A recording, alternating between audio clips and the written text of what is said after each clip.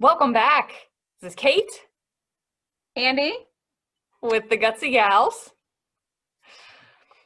We are your moving local into video podcast on gut health and all things health. all things that it Yeah. impacts. Yeah, Lifestyle as medicine. That's kind of my business catchphrase. there we go. It's a good one. And yeah, so we're on episode 8. I think this is our first official recording of 2021 It is. now.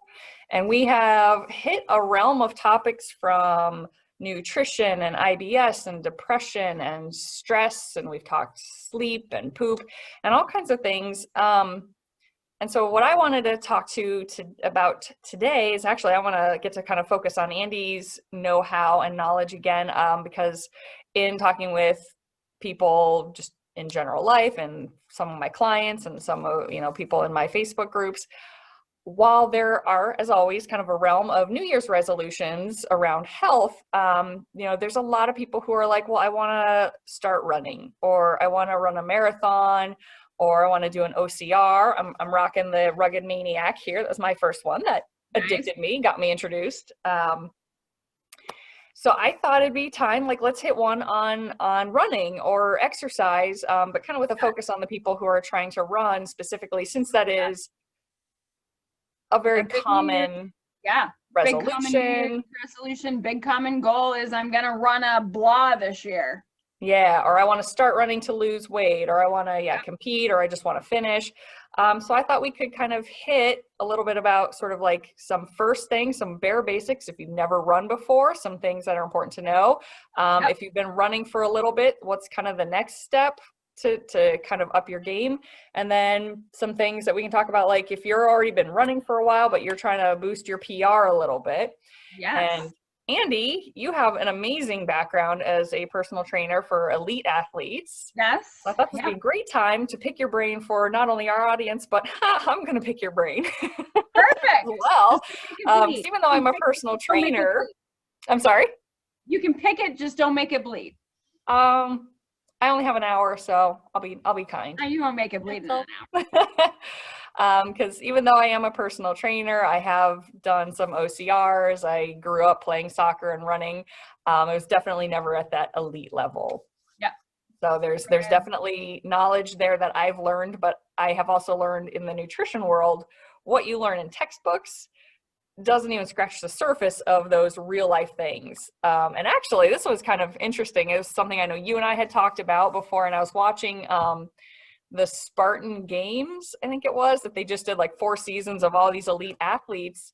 They took like ultra endurance runners and cyclists and CrossFitters and Spartan racers, and they put them all in these like multi-dimensional, like heavy lifting and tug of war and wrestling and all this stuff. And one of the things one of the girls said is, she goes, this isn't what I normally do. I don't know how to fuel for this, and nobody will tell me. It's like trade secrets. Yeah. It is. It very much is trade secrets, which is a whole, I have those trade secrets. I won't pick too much. But that's the nutrition trade secrets are a different, and fueling for these things is kind of a different conversation than getting started to do them. So we can definitely hit kind of a 3 tiers here. So that's what I wanted to get into, because I know that a lot of people in my Facebook group, the Thrive group, have said they wanted to run a marathon, run a half, do a 100-mile ultra marathon, run some OCRs. So there's different dynamics, but running is at the core of a lot of these. So getting into it, beginner tips if you've never run before.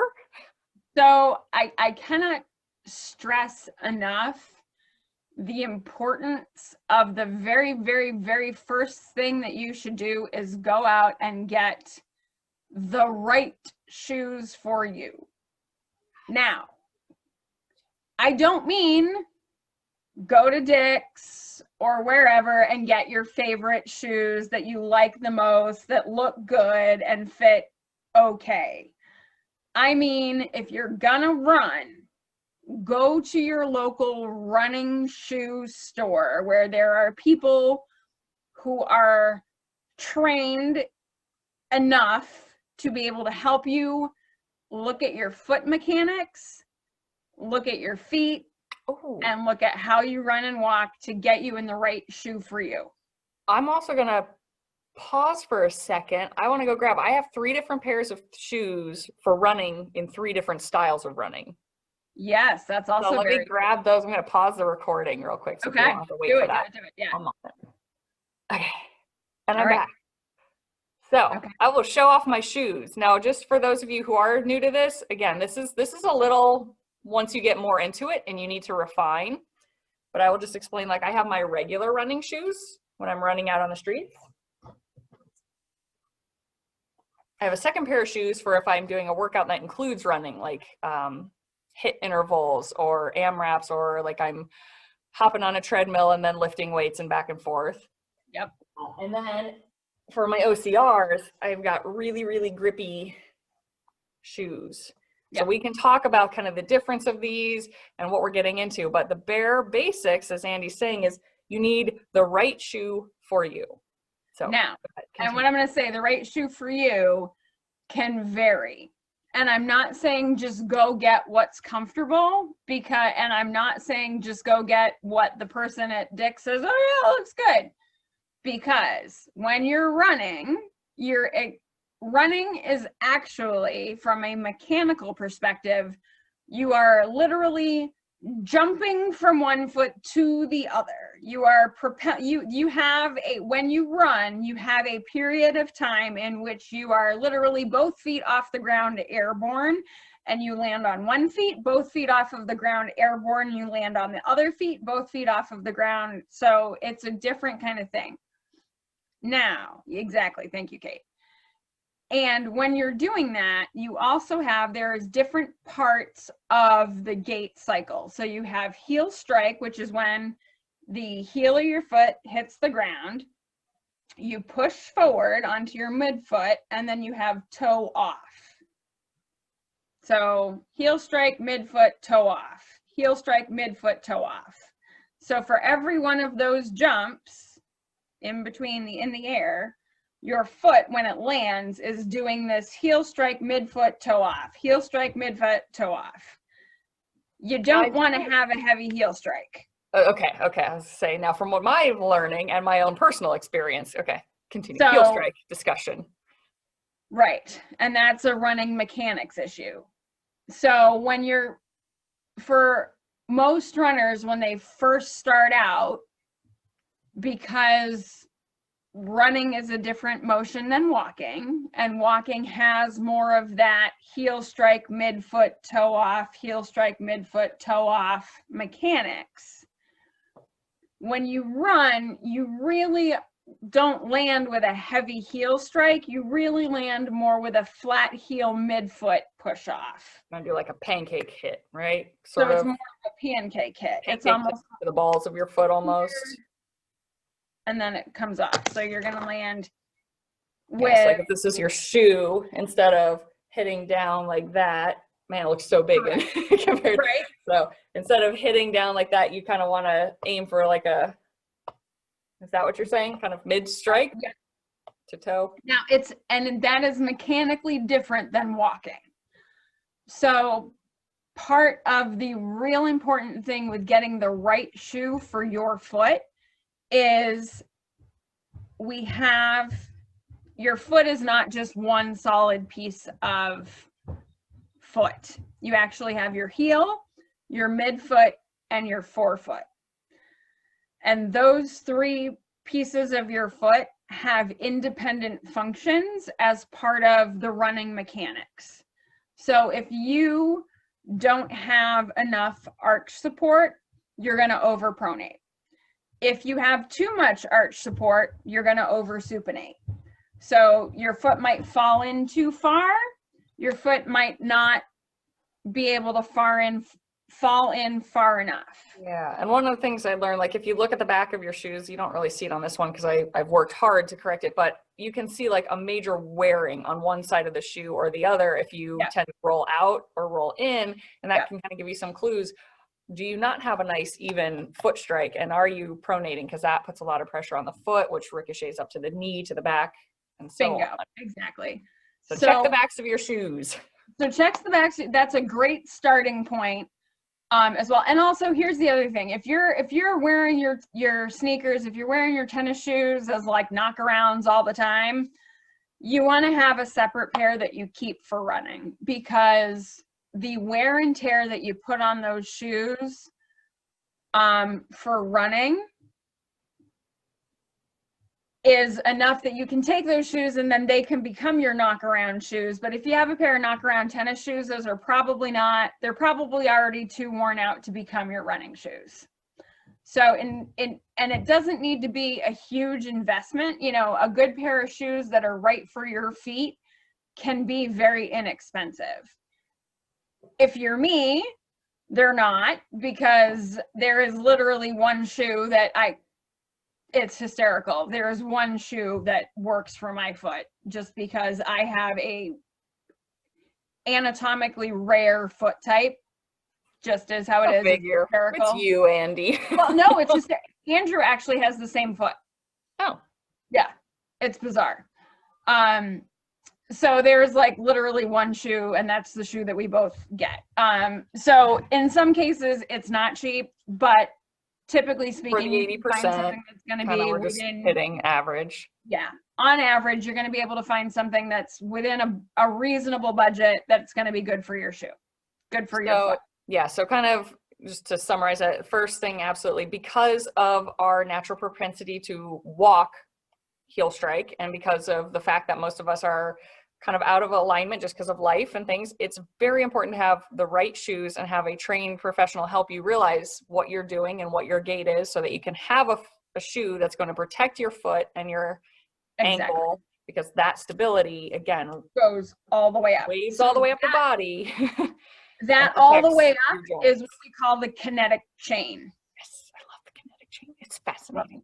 Love the kinetic chain. So yeah, before you even get out running, have proper shoes. So I have, I don't have an association with a specific store, but over my years I've done Bob Ronker's in Cincinnati, was one of my absolute favorites. I've gone to Roadrunner, I think. Roadrunner is decent. Front Runner is decent. Front Runner has another one. Second Soul, I think Fleet it was. Feet is another. So all these stores that are specifically tailored towards running shoes are going to be where you're going to find the best trained people. Yeah. I have had luck at REI. It did happen. Yeah. That's actually where I got introduced to my trail shoe, and he did a phenomenal job. But I don't know how well trained Dick's Peoples are. REI, I do know, is pretty well trained as well. Yeah. And the nice thing is, typically once you find a good shoe, once you know what works for you, unless something magically and massively changes with your body mechanics, like you have a hip replacement. Otherwise it should stay the same. And then, you know, it just makes it easier to like say, oh, okay, great, I can get last year's model on Amazon for half off because they don't make that color anymore. Great, who cares? And I've definitely had clients who, when they were in some of like my group fitness classes and we were using a lot of treadmill, she was complaining about her knee pain. And sure enough, like all she had to do is go, and she bought a legit pair of shoes, of running shoes for the treads. And she said knee pain was gone within like a day or two. It makes a huge, like, and that honestly, that right there is your number one. Anybody who's complaining of pain when they're running, for me, anything, knees, shoulders, back, neck, whatever, I look at their feet, and that's typically like the starting point, and you can fix a lot of problems there. So that's step one, make sure you've got a good running shoe.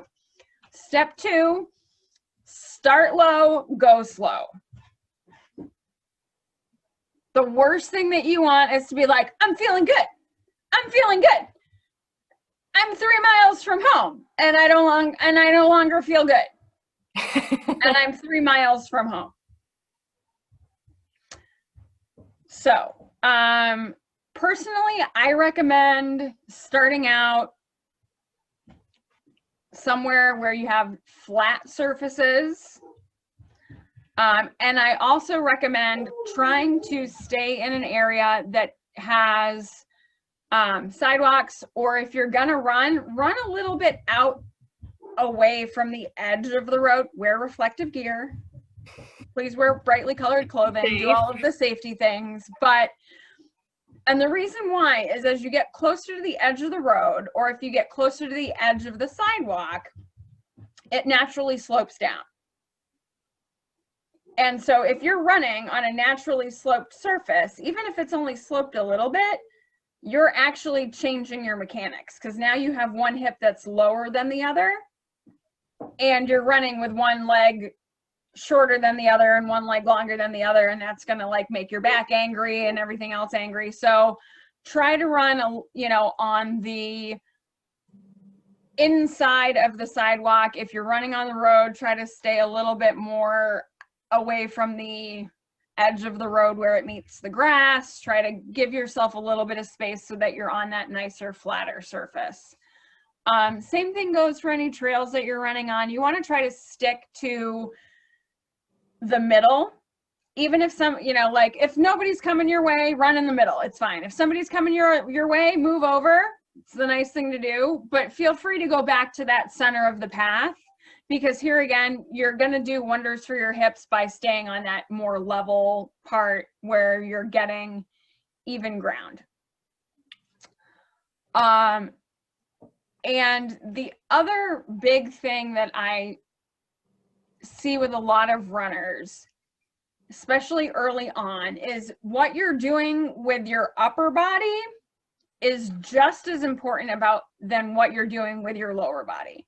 With your lower body, you're running, right? I mean, one foot in front of the other, you're moving at a slightly faster pace than, you know, whatever that pace is. But with runners, I see this. Yep, the crossbody swing. The crossbody swing. This does nothing for you. What this does, here, I'm gonna show you what this does from behind. You see that hip shifting, that major swing of the spine and the hip rotation. You're getting hip rotation. You're doing the twist. What is more important is, and you want to think about holding potato chips so that you don't crush them. I don't want fists. You want to think about holding a potato chip that you can't crush. And you want to think about arm drive. So when I'm doing this, my knuckles are brushing my hip and I'm keeping my elbow at a 90-degree. So this is actually a really good exercise for folks to do at home before they run. Sit on the ground. I do want to point out real quick while you're getting into this, because I feel like on some level people might be like, oh my God, this is so nitpicky. Like, where do you run on the road? What are your hands doing? But I think one of the important points of this is you're building muscle memory if you've never run before. And so it's important to be aware of this early on. And you're going to avoid injury. This is going to help you make the habit and want to stick with the habit without getting overuse injuries, without developing problems, without things that are going to make you be like, oh, I really don't want to run. My back is killing me. I really don't want to run. Yeah, but I think instead of getting too much into all these nuances, maybe just kind of summing it up, like get a coach or take a class or, you know, do something to make sure your form is right. Like this is a great example of how nuanced it can get and how important it is, because things like the heel strike, I had bad knees. I've had to have surgery on it, and they were expecting to need surgery on the second knee as well. And then I read a book called Born to Run, learned about running form, took a class where they actually like videotaped us from different strides and angles, and fixing that, I no longer had knee issues when running. So here's the thing. Yeah. I'm sitting here doing the arm motion thing. If you're doing the arm motion thing correctly, ooh, I just lost my keyboard. If you're doing the arm motion thing correctly, your butt should be bouncing. So even if you're sitting in the chair, your knuckles should not hit the chair, and your butt should, and you will bounce. You get that little move going. So yeah, so make sure you've got the good shoes. Get someone to help you with the form, because there are all these nuances, the way you lean, the way your head is. And we don't want to get into that because that is overwhelming right off the bat, but it's important to be mindful of it to realize if you go running, you're like, I hate it because it hurts. There might be a reason it hurts. And that's something you can look at. And there's some really easy things that, like I said, you can do to kind of help prep. Sitting in your chair, just doing this. And just being aware of that, being aware of how your foot's striking. And I think that the start low, go slow is also really important. Because a lot of people, they just go, and I was going to call out my dad here.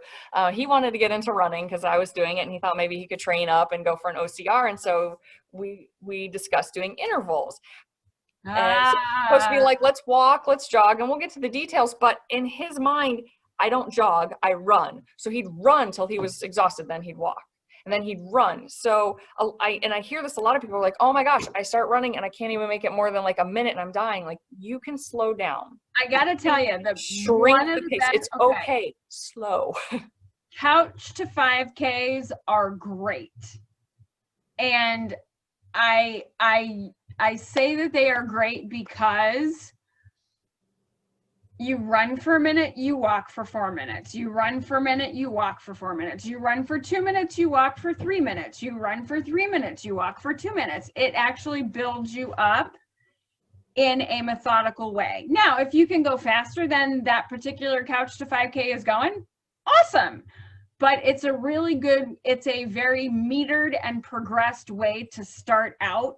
Mm-hmm. If you're not a runner, if you haven't run in the past, if you're not a former athlete, if you're someone who is carrying a lot of extra body mass, but you want to start somewhere, those are really great parts to start. You know, running for a minute, walking for 4 minutes, running for a minute, walking for 4 minutes, doing that for a half an hour, you've still done a half an hour's worth of activity. Yeah. Which is a half an hour more than you would have been doing. Yes. Awesome place to start. And I would say just play around with pace, because I think a lot of people do try to go really fast. They try to run.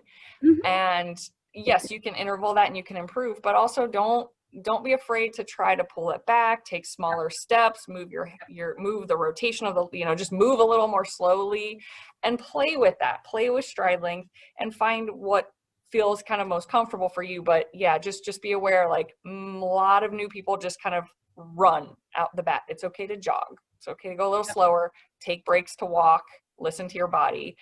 And yeah, if you've never done it before, you might hurt a little, and the next day your muscles might be a little tired. That's okay. Yep. Drink water, lots of water. Lots of water is always good. Yeah. So those are our beginners. Yes. Very important. Get the good shoes, work with someone to help you on form. Start low, go slow, take your time. It's fine. Yeah. Oh, I like that one. Take your time. It's fine. We're going to have to have like a whole thing of like catchphrases now. Our catchphrases and our topic list. So now let's say there's someone, Andee, who's been running a little lot longer. Maybe they've run like the occasional 5K, or they like go out running week to week, but they're not seeing much progress. Like their 5K pace isn't getting much faster, and they just want to kind of get a little faster. What? Strength train. Okay, talk about that. It seems counterintuitive, but what do we need to run? We need muscles to run, right?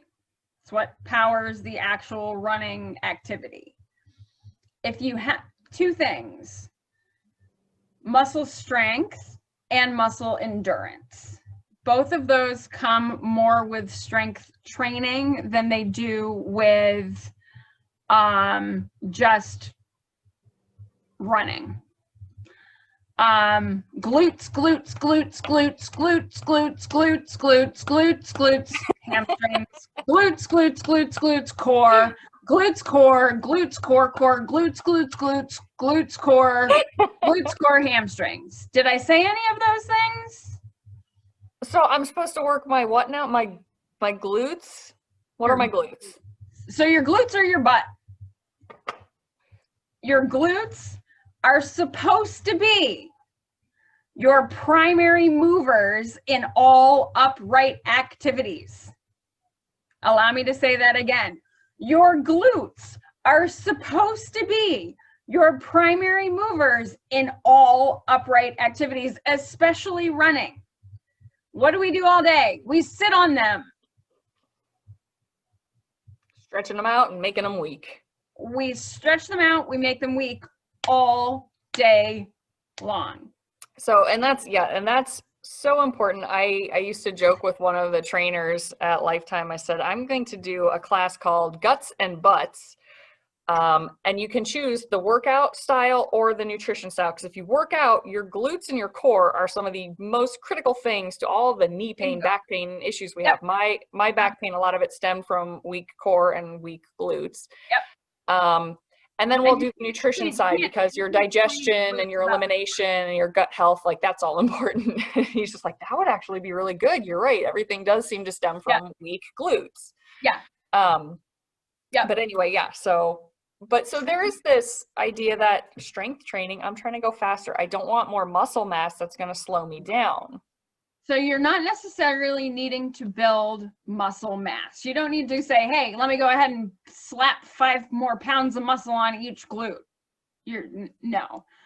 Your glutes are supposed to be your primary power movers. They are supposed to be the largest muscles in our bodies. Notice I'm saying supposed to be, because for most of us, they aren't.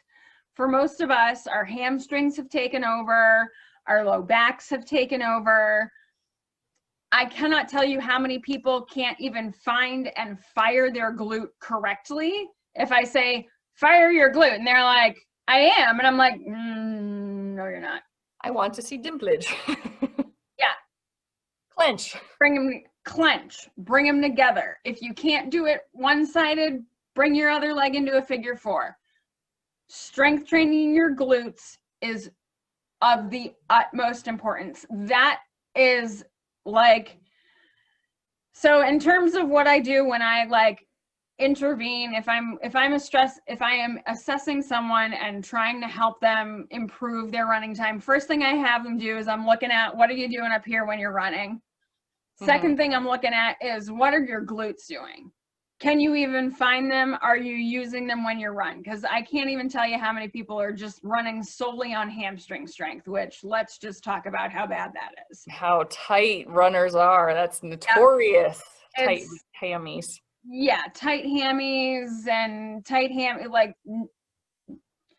if your hammies are tight, you don't need to, you can foam roll them. It's not going to help long term. It might give you some relief, but it's not going to do anything long term. Because you're not fixing the root problem, that your glutes are not engaging properly. Exactly. Because you're not fixing the problem. You need to engage the glute and get the glute to fire in order to overcome that issue. So that's always sort of my second go-to, is after I've fixed up here, what are your glutes doing? So getting those first, muscle trigger second kind of thing. Yep, exactly. So getting those glutes to power is really important. And then also, kind of what your core doing with that. Here again, a lot of times core strength starts to fix itself when you start engaging those glutes, because you naturally encourage people to actually kind of engage their core a little bit while running, or do you just say like let your belly out? I try to encourage people to have good posture, because in having good posture, you're going to engage, it's called your transversus abdominis. It's the muscle that wraps around from your back to your front, transverse, that's why, or goes around. And it's basically the suck it in muscle. Now, can you run with it sucked in? No, but you can feel what it's like to engage that. And it's very, very difficult to fire your glutes and not naturally engage some of that transversus abdominis. Indeed. So in doing so, if you're training your glutes, you're going to start grabbing some of that transversus abdominis, and the co-contraction of those two help build that core and help build that stability to help drive you forward. Okay. So for those of you who have never trained your glutes, I would say work with the trainer who can properly watch your form and make sure you're doing things right. For those who are familiar with common gym moves, what are some glute exercises you recommend? Gosh, there's any variety of them. Squats are good for glutes if you're doing squats You're doing them correctly. right. Yeah, that's what I always tell people. If you feel it in your quads, you're I would say probably not if you're doing feeling it it in right. your You can quads, do you're a not quad bearing.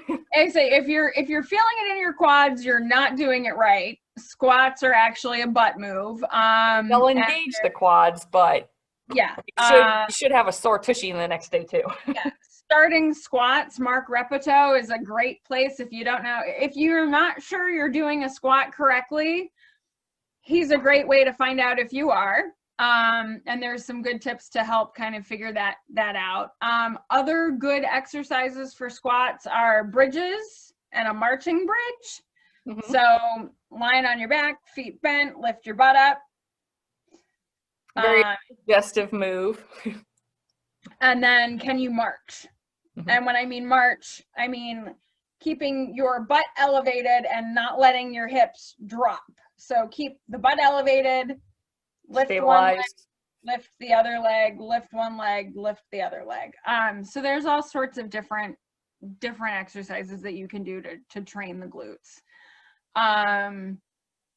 But those are some good ones. Some of the good basic Starting points. And the nice thing about a bridge, especially a marching bridge, also engages some of that transversus abdominis. Another nice thing about a bridge is that if you're feeling it in your hamstrings, you know that you've been depending upon your hamstrings too much, and that you have glute weakness. Yeah. And also if when you're in your bridge and you're trying to march, one hip is dropping and the other hip is dropping, you know that you don't have the good transversus abdominis strength that you need as well. So that's pretty good. It's a nice kind of 2-for-1 exercise to kind of check and see where you're at with that. Yeah, and I know when I would work with people doing things like squats or deadlifts or Romanian deadlifts, you know, it was a lot of teaching, like intentionally clench your butt. Like imagine I'm gonna smack you on the butt, or imagine like you're holding something, and like they're sometimes at first, because like you said, people don't know how to trigger. We're not in that habit. So I kind of work with them to intentionally clench to start learning what that should feel like. And quite frankly, that's an exercise that you can do when you're brushing your teeth. You can do it when right now. You can do it when you're, I'm doing it right now. Up, down, clench, down, clench, down. But so many times, if you've been trying to do squats or deadlifts or RDLs, and you have like knee or back pain, a lot of times I find it comes from you're bearing the weight either like in your heels or your toes. You're not solid. Or you're not engaging your glutes, so you're losing that support. And so now your piriformis is taking over and giving you sciatic nerve issues, or your low back's taking over and pinching things. Yes.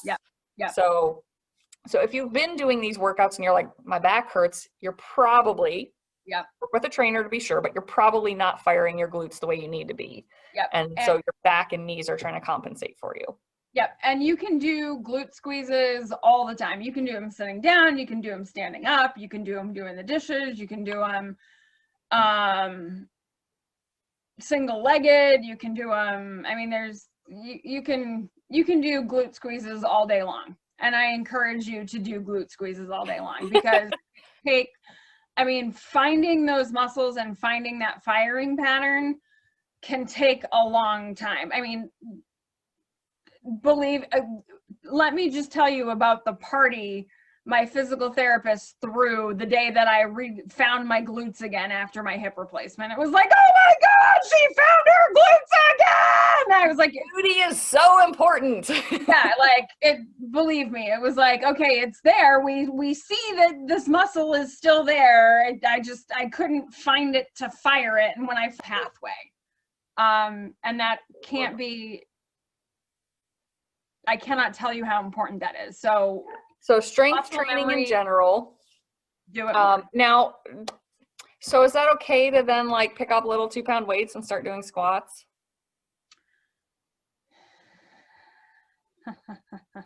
I know a lot of, again, there's this misconception for females that if I lift weights, I'm going to bulk and I'm not going to like the way I look. Now, I'm not saying that women cannot put on muscle like that, but It that's is difficult. it is It's very special. unlikely. The amount of work that it takes to make muscle hypertrophy is very different. Hypertrophy meaning? Hypertrophy, make it big. Making it big versus making it work and making it functional, two totally different things. The amount of weight that it takes to hypertrophy a muscle and make it big is way different than the amount of weights that it takes to strength train and benefit from strength training those muscles for running, or even just like daily life, right? I mean, like we could all benefit from stronger glutes in daily life. But it is, allow me to rephrase, I don't have a slow twitch muscle fiber in my body. I'm all slow twitch. It's awful. Oh, see, I am all 2D. I am all powerlifting sprint muscles. I'm all yoga and jog, and I'm trying to train that out of me. Yeah, I am not. By the way, Kate, you can't train it out. It's genetics. I'm making it happen. Muscle fiber type doesn't change. My sprint has gotten much better. Well, good. Then you are training effectively, but you're not changing your muscle fiber type. I'm trying. I'm training my small amount of power muscles. There you go. So enhancing their abilities. If you are someone like me, I can throw on Olympic weights and bulk up real fast if I wanted to, but that's just because of my particular genetics. I'm weird. And but ultimately, sorry, go ahead. I would say, but even then, I would have to do a lot of strength training. I mean, we were talking, I was doing the workouts that I was doing with my professional athletes twice a day, and I was bulking up. So we're talking two-hour sessions of heavy Olympic lifting 5 to 7 days a week. Yeah. And that's when I was bulking up. Yeah. So kind of just to address that thing. Yeah. I know a lot of females are afraid of getting bulky. It's not. So they're going to be like, well, I'm going to do 50 reps of something. And yeah, unless you're getting into this like 8 to 10 rep, super heavy. And again, the fuel changes. The way you feed yourself has to change for that to happen too. So, unless you're like Olympic powerlifting, you're not going to bulk by strength training. Especially if you're not doing this like daily. So if you had runners, let's say someone's doing like 4 or 5 days a week, but they're ready to kind of boost and they want to start strength training, how would you recommend they do that? Drop one of the running days or just incorporate and add an extra day? Take time off? I always just kind of a starting. There should always be a rest day, whether it's an active rest day, like doing some yoga, or, you know, a little bit of light strength, you know, light stretching, or get, you know, maybe a little bit of light swimming. There should always be some form of like rest day where you're not running or lifting. If you're a 4-day-a-week runner, I would say you should try to go for strength training 3 days a week, ideally, to get enough benefit to really build some of that additional muscle that you need to benefit your running. You know, it doesn't necessarily need to be a full workout day. You know, you can have a day where you do a light run and only glutes, you know, only legs kind of thing. But I would say 2 to 3 days of strength training is what you really want to shoot for to be able to make that type of effective change in order to gain enough muscle to benefit from the strength training. Now, and is it okay to double up days, or would you recommend like What do you mean double up days? Like, So like if you go for a run, can you do strength training that day? Like assuming we're doing, let's say, a 30 to 45 minute workout. You know, I would say this, if you Or are is that getting doing, too nitpicky? And at this point, just say like, just start lifting. yeah, just so you know, 2 to 3 days of lifting. If you're gonna double up, if you're gonna do a lifting and running day, that's fine. I would make sure that you follow and have your rest day be after that. I wouldn't necessarily do a full run and a full lift. I might do a lighter run and just focus on glutes and core. Integrated in there, probably work with a professional who can help you schedule your workouts to time that up so that you're not overtraining or risking injury from overuse of muscle. But ultimately be aware that strength training should occur to be that next tier. Strength training will help you get to that next level of what you're looking to get, whether that's improving your time, improving your endurance, or prepping you for a race. Strength training is important to really, if you're in that intermediate level, if you're not just a beginner, you should be incorporating some type of strength training in there to really get the most out of your running. Very cool. Now, category. So now let's say you've got a person who is a pretty decent runner. They can go decent duration, go good pace. They're kind of maybe starting to get into the nitty gritties. Maybe they're already lifting because, you know, I know a lot of marathoners who don't lift, but I know some who do. Obstacle course race, obviously, there's a lot of full body strength training that goes into those training programs. So how do you tell people to kind of balance that? You mentioned with your Olympic athletes, you have people doing 2 hours a day of lifting. At least. So athletic level, how many hours a day can a person train? And obviously, disclaimer, you've got to work your way up to that and do it safely so that you're not damaging yourself. But disclaimer, it really depends upon, you know, who you are, what you're doing, what you're trying to do, etc. You know, it is not unheard of, you know. Well, because like triathletes, when they're training, they can go and have to do like a 6-hour run or 7-hour bike ride every weekend. Yeah, I've had athletes who are training, you know, 8 hours in a day, depending upon their sport and depending upon what they're doing, you know, whether it's a triathlete who's going on a long distance bike ride and then lifting, or someone who's going on a long distance run and then lifting, or doing a whole lot of lifting and then a whole lot of swimming. You know, the upward bounds are really limited by the person. For your average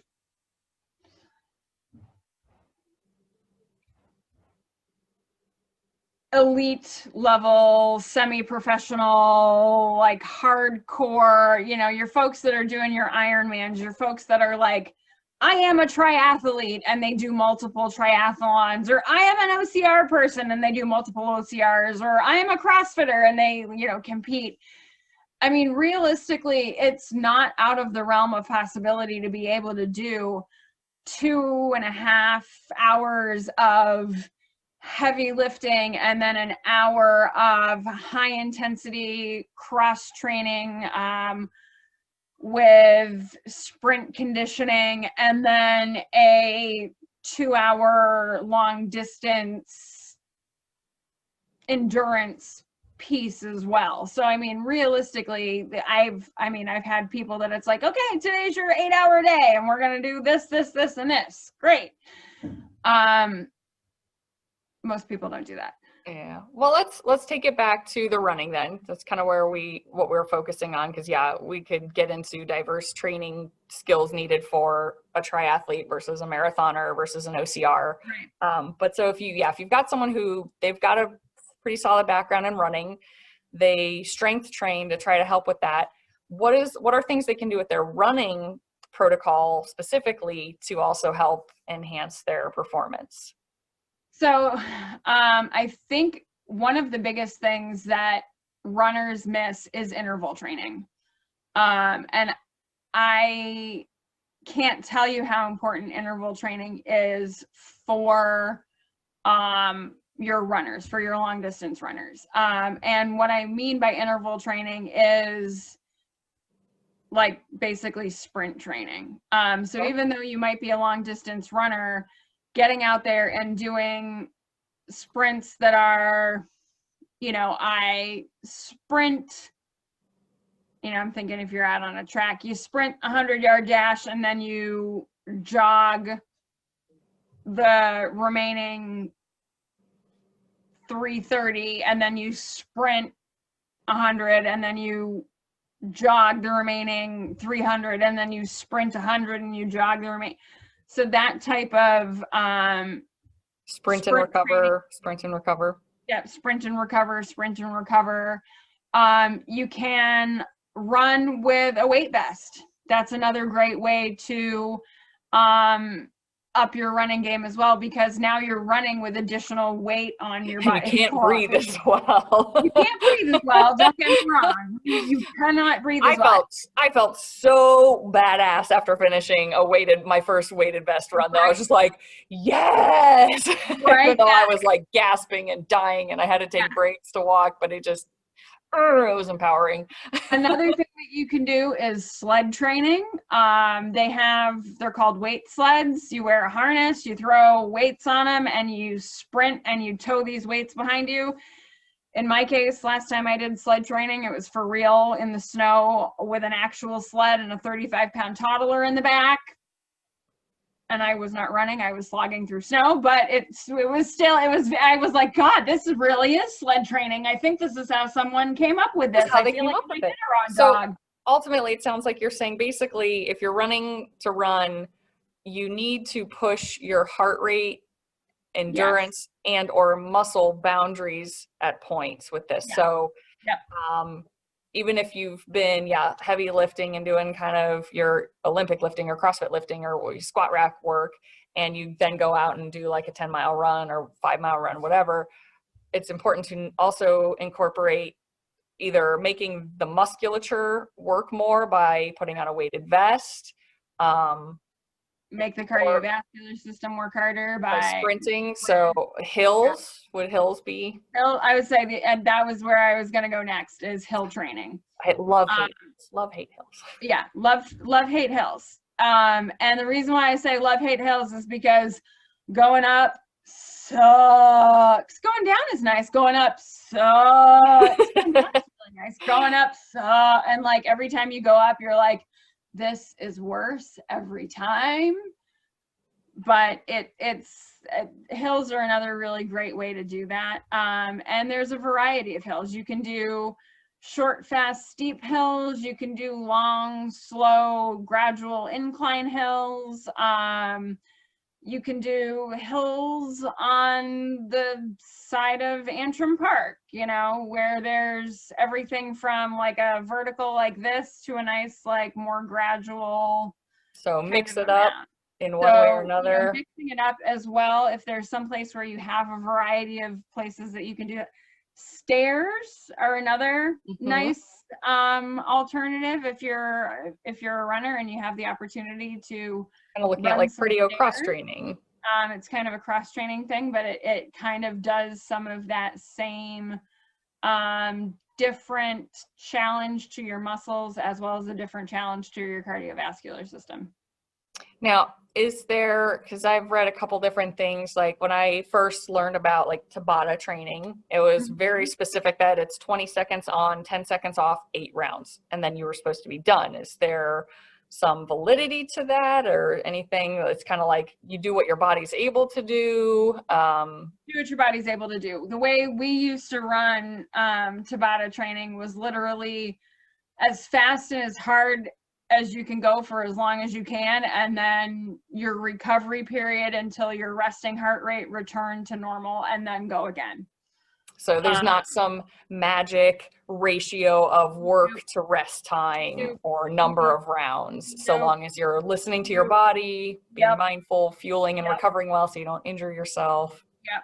Basically that's it. And I mean, and in some cases you can do kind of overtraining as a term with Tabata. You can overtrain Tabata intentionally, where you do like, okay, 10 seconds on, 20 seconds off, 10 seconds on, 20 seconds off, 10 seconds on, 20 seconds off. And you're going to do 10 rounds of that. And like, you might be dead at the end of that 10 rounds, but that's a specific type of high intensity training that's not really necessarily Tabata, and it's not really necessary to do. Quite frankly, I have always ascribed more to the school of listen to your body, go as hard as you can, rest until you have recovered, then go as hard as you can, rest until you've recovered. Because in my experience, when you're doing the very regimented time cycled stuff is typically when you see people injure themselves. That's just been my experience, but that is typically because if you're not quite necessarily ready to start again. But here again, that was more of the high level. And so are you able to talk to the physiology of how this improves your speed and performance? Because I know some of the things I've learned from a kind of a biophys side, but I'm curious what you've learned in your training. About like the balance of high intensity with low intensity training, because they both have their place and they both are very important. And how do they change the body differently? Yeah, so they change the body very differently. So high intensity training versus low intensity training. So let's kind of still sticking with the running side of that. So you're challenging different aspects of the physiology. You're challenging how and what your body is accessing to create and utilize energy. You're challenging how your body utilizes and recovers utilization of oxygen. You're challenging how well your muscle stores can tolerate the buildup of metabolic byproduct before you have to flush it out. There's so many different complex biophysiology systems that get challenged in different ways depending upon if you're doing high intensity training, if you're doing more low intensity training, etc., which is why having this medley of different things is going to improve performance overall, because in each one of these different types of training that we're doing, we are really addressing multiple body systems on a structural level, but we're also challenging how the body utilizes energy, how the body flushes energy byproducts, the tolerance that the body has for those byproducts at a given point in time until it's like, I can't anymore, I have to flush this. So there's so many different components to it that's part of the reason why cross training is important, because it helps you want to be grow in all durable different directions, right? Instead of just saying, I'm growing to grow, like, it's like a plant. You can put a plant on a stick and it'll grow straight up. Or you can put a plant in a pot and it's going to grow out, it's going to grow up, the roots are going to grow down, you might have to repot it, there's all sorts of different things that happen. So what we want is, if we think about, to use that plant analogy, we want roots to grow, we want leaves to grow, we want the tree, we want this bush to, sort of round out, we want it to get taller, we want it to develop more internal leaves. We want it to do all of these different things. And that's why we need to train in different ways to encourage that growth and encourage those physical adaptations, rather than just saying, hey, we're going to do this one particular type of training, and that one particular type of training allows that tree to grow straight up on this stick. Great. Yeah, so being diverse, and I don't want to go down this road too much, but just to, it's not actually a topic that we probably should do, because I know another kind of common, yes, it's true, but the misconception is also there, this idea that, oh, well, a lower heart rate means I'm burning more fat. So Yeah. we'll talk about that specifically later. It's kind of yes and no, but so what I know, I worked with people and we'd kind of deal with like heart rate zones and rate of perceived exertion. And so what I had learned, and just, feedback if this is right or off base. So training low, make sure, first of all, it helped with building up just general endurance. Yep. And it also boosted the production of mitochondria in your body, which Yes. are your energy sources. So Correct. low training, and it also started to help teach your body to use fat for fuel, which is part of that misconception. So learning to teach your body to use fat for fuel, boosting the mitochondria in your body so that you actually can create more energy in your body day to day, and then working on just good general endurance. So these were all important for low training. And then we'd hit the high training. And what I learned there is like, it's strengthening your heart and it's building your lung capacity because you're gasping and pounding. Huge. And the thing that I thought was cool, because your body is trying to make more blood get to all these muscles that are getting used up and you need oxygen, that it actually can create more like capillaries and vasculature to get blood everywhere. And blood is what carries your oxygen and it carries your nutrients. And yes, also still wearing that dietitian hat. Flushes all your toxins and brings all your nutrients. Yep, absolutely. So, so we get these better blood flow. So there's these literal physiological changes in your body, in addition, that not only is it going to be good for your health and your heart and your lungs and your bloods, your whole circulation, but then again, kind of coming back to these athletes or athletic people, recreational athletes, kind of what I consider most of the people I work with. I don't work elite, but kind of athletic, competitive.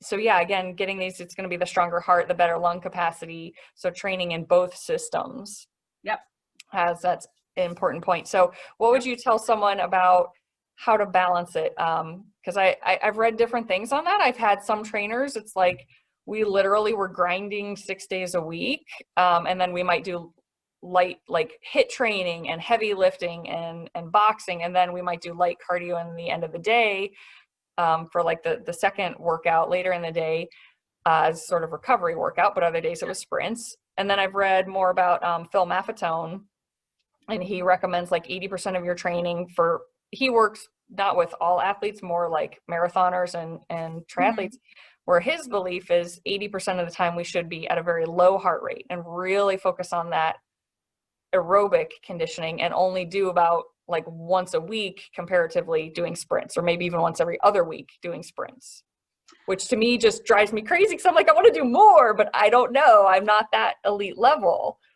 How do you balance it?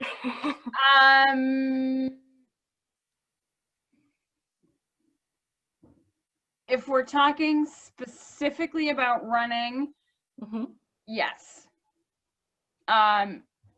More lower endurance, and then somewhere, I wouldn't necessarily say only 20%. I would say closer to 30% should be more of your high intensity training. Okay.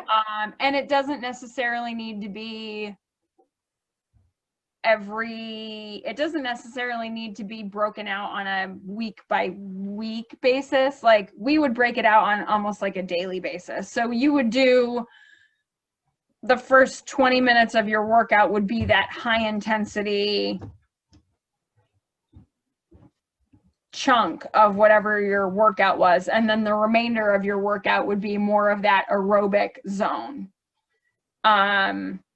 versus the anaerobic zone. Okay, so even within a workout, you would do a combination. Yep, even within a workout, that's how we typically would structure it, so that you're getting some of that aerobic and then recovering. Because the other thing is, from how are we feeding our energies? How are we using our energy stores? you have to burn through all of those, you have to burn through the ATP, you have to burn through the muscle glycogen, you have to burn through until you get to the point of fat production, which is why we would always say, hey, your first 20 minutes should be burn off all of your ATP, burn off all of your creatine kinase, burn off all of your, and then now you'll get all the glucose out. And yeah, that's how we would do it. Very cool.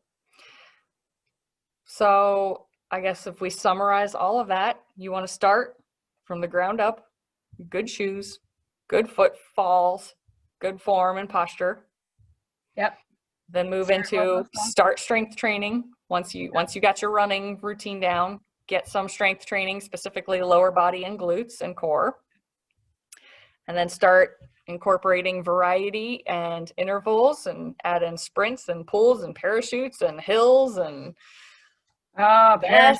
We didn't even get into pushes, pulls, sprints, and parachutes. Those are some of my faves. Well, sled pushes is what I meant, but yeah, that idea. Yeah. So very cool. Do you have any tips, any juicy tidbits, any fun little kind of side bonus for running tips? Use your arms. Like, honestly, for everybody, if you're getting tired, think about what you're doing with your arms. Your arm drive is the biggest and most important thing. Well, and that kind of goes back to the original, like, what was it, physics, where for every action, there's an equal and opposite reaction. Yeah. So, and that was something that, again, part of, I guess we will kind of tip back to that. So part of my running, because I used to, kind of do this little in front of me thing. Yeah. And what that did is it, in rotating the hips, like you showed, it also meant my footfalls, instead of being like in this nice little rail line, I was doing this kind of almost like little, this is an exaggeration, but there's this little crisscross. I mean, like, honestly, like, if I had to, if there's one thing that you take home from all of it doesn't matter what level you are, my one take home thing is arm drive. Your knuckles should brush your hips. And you can do it in a chair, you can do it sitting on the ground, but if your knuckles are hitting your chair, or if your knuckles are hitting the floor, you want them to brush by your hips. And that's it. And hold the potato chip hands. If you're crushing your potato chip, we've got a problem. Love it.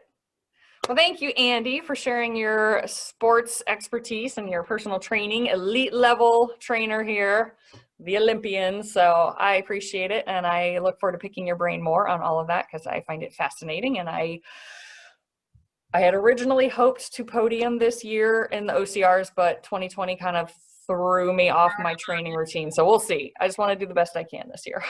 Yep. I get it. My goal. So so let us know what questions you have. There's a whole world that we can get into with fitness and workout, nutrition and heart rate zones and all of that, just like there were, tons we can get into with sleep and stress and nutrition and gut health and microbiome and yada, yada, yada.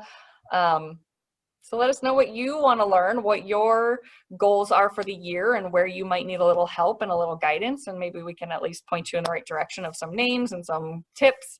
And that's all I have. Me too. So happy New Year. Happy New Year. Get out there, start running if that's part of your goals. If it's not, tell us what your goals are and maybe we can help you with them. Yeah. Don't make yourself do it if you hate it. Maybe we'll find another topic. Yeah. All right. Thank you very much, guys, and we will see you later. Bye.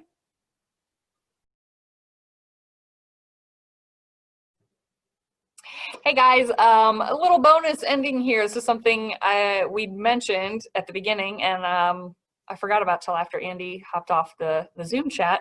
But I showed my 3 types of shoes.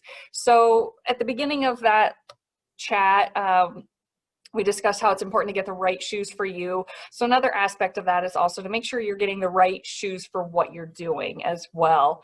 So just to kind of give you an example, I have 3 different types of running shoes. And again, if you go talk to a professional at one of those good shoe stores, they're going to kind of know the difference. But just so you kind of know what you're looking for too. So again, this is my road shoe. It is a little thicker cushioning, but I try to keep it, it's called a zero drop. So there's some shoes like Hoka has like this huge heel.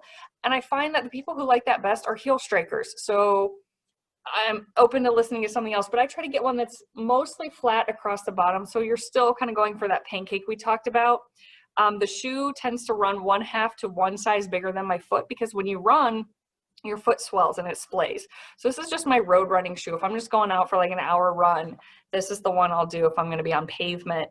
And that's kind of what I look for. Now you can get into, there is a lot of talk about minimalist shoes and, you know, running barefoot and Vibrams, and they used to have those. But just again, sort of a basic. So then I have a cross trainer shoe. So this, I know it looks like there's a cushion there, but it also is almost like a zero drop. It's got a little more grip. So this is great when I'm doing a workout that includes running. A lot of times I'll do things where it's like we're doing boxing drills, and then after each 3-minute round, we do like a half-mile run. So it's where it's good if I'm going to be lifting or running all within the same workout. Little lighter, little sturdier foot, and better grip for the lifting part. And then there's trail shoes. So again, these range all over the place, but these are my absolute favorite. They're ultra shoes. They've got this great grip for when I'm in the dirt and when I'm on a trail. They are thinned soles. They are meant to be more like a minimalist or a barefoot shoe. And the catch with that, so for you who might be thinking you want to start running and you want to try trail running for the first time, whether that's OCR or just trail, what I will tell you, and what I ignored and what I should not have ignored, if you're used to, say, you run 3 miles, no problem, and you put on a pair of thinner shoes or more minimalist shoes or like a zero drop shoe, do not run that 3 miles. It is using your foot muscles in a way you never have before if you're used to padding and cushioning and a thicker sole. So it's using your muscles in the foot, in the ankle, in the calves. And the first time I ran out in trail shoes, I was like, I feel great. I'm 3 miles in. I feel awesome. I'm just going to keep going. They don't know what they're talking about. Like, I'm strong. I've been running forever.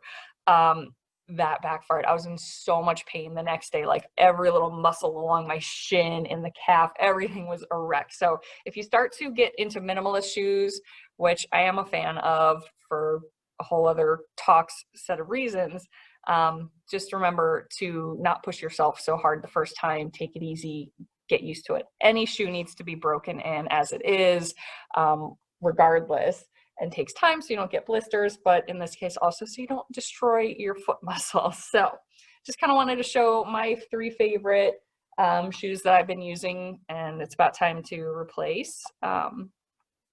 Actually, I have back a pair of these. I ordered several because I love them so much, and they were going to go out of stock. So anyway, I hope you guys enjoyed it. I'm really excited to see that within the Thrive group that I have on Facebook, not only are we targeting so much with GI and IBS and all of that, because that is a problem, runner's trots, you know, you don't want GI issues on the run, but I love that there's so many people looking to get into fitness more as well. So we're happy to talk about these fitness topics as well with you guys. So as always, just let us know, shoot me an email if you want to talk about nutrition. And also a shout out to my colleague, Brianne. She is a personal trainer and physical therapist who works specifically with OCR runners and athletes and like high, even if you're beginning, she works with people who run. Let's just put it that way. And she's got a great group and a great community that you can reach out to. So if you need help with running, I can get you hooked up with her. If you're looking for help with nutrition and GI issues, hit me up. You know where I'm at. And I hope you guys have a great start to the new year. I'll talk to you later.